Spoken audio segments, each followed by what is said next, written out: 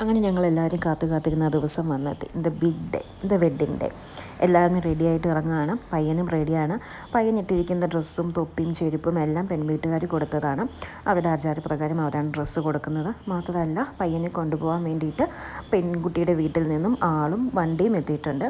അവരുടെ ആചാരപ്രകാരം തന്നെ പയ്യനെ അവർ നേരിട്ട് വന്ന് എതിരേറ്റ് കൊണ്ടുപോകണം എന്നാണ്. അപ്പോൾ അവരതിന് വേണ്ടി വന്നതാണ്. നമ്മളെല്ലാവരും റെഡിയാണ്. ഓരോരുത്തരായിട്ട് റെഡിയായിട്ട് ഇറങ്ങുകയാണ്. നമുക്കെല്ലാവർക്കും ഒരു വണ്ടി അറേഞ്ച് ചെയ്തിട്ടുണ്ട്. അതിലാണ് നമ്മളെല്ലാവരും പോകുന്നത്. അപ്പോൾ നമുക്കിനി മണ്ഡപത്തിലെത്തിയിട്ട് കാണാം. അങ്ങനെ ഞങ്ങളെല്ലാവരും മണ്ഡപത്തിലെത്തി.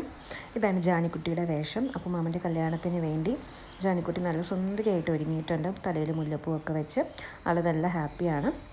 അപ്പോൾ നമുക്കിനി കല്യാണ വിശേഷങ്ങളിലേക്ക് കിടക്കാം. ഇതാണ് കല്യാണ മണ്ഡപം.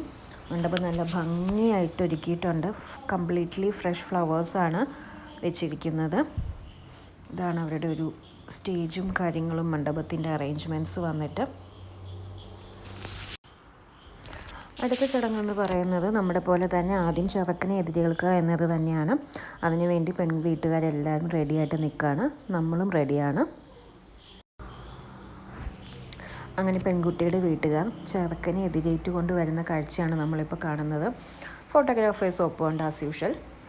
അങ്ങനെ അവർ ചെറുക്കനെ എതിരേറ്റുകൊണ്ട് വരികയാണ്. നമ്മളോടും അവിടെ വന്ന് നിൽക്കാൻ അവർ ആവശ്യപ്പെട്ടിരുന്നു. നമുക്ക് കാണണം എന്നുണ്ടെങ്കിൽ അങ്ങനെ നമ്മളും അവിടെ വന്ന് നിൽപ്പുണ്ട്. ഈ ചടങ്ങുകൾ എന്തൊക്കെയാണെന്ന് കാണാൻ വേണ്ടിയിട്ട്.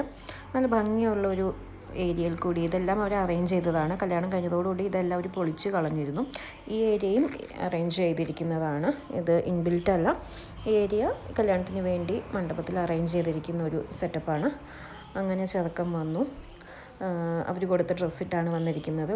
ഒരു ഹൈദരാബാദി ഡ്രസ്സാണ് ഇട്ടിരിക്കുന്നത്. നമ്മുടെ പോലത്തെ ഡ്രസ്സല്ല. ഒരു ഷെർവാണിയും പാൻറ്റും ഷോളും തലയിൽ തൊപ്പിയും ചെരുപ്പും ഒക്കെ ഉണ്ട്. ഒരു മാല അണിയിച്ചാണ് കൊണ്ടുവന്നിരിക്കുന്നത്. അതിനുശേഷം അവർ കാല് കഴുകുന്ന നമ്മുടെ പോലെ തന്നെ പക്ഷേ നമ്മുടെ നാട്ടിൽ നമ്മൾ സാധാരണ പയ്യനേക്കാളും താഴെയുള്ള പയ്യൻ്റെ പ്രായത്തേക്കാളും താഴെയുള്ള ആളുകളാണ് കാല് കഴുകുന്നത്. പക്ഷേ ഇവിടെ പെൺകുട്ടിയുടെ അമ്മാവൻ്റെ സ്ഥാനത്തുള്ള ആളുകളാണ്, അല്ലെങ്കിൽ അത്രയും മുതിർന്ന ആളുകളാണ് പയ്യൻ്റെ കാല് കഴുകുന്നത്. നമ്മൾ ശരിക്കും അത് അൺഎക്സ്പെക്റ്റഡ് ആയ ഒരു കാര്യമാണ്. നമ്മൾ ഒരിക്കലും പ്രതീക്ഷിച്ചില്ല. കാരണം നമ്മുടെ നാട്ടിലൊന്നും അങ്ങനെ മുതിർന്ന ആളുകൾ ഇളയ ആളുകളുടെ കാല് കഴുകിക്കുന്ന പതിവില്ല.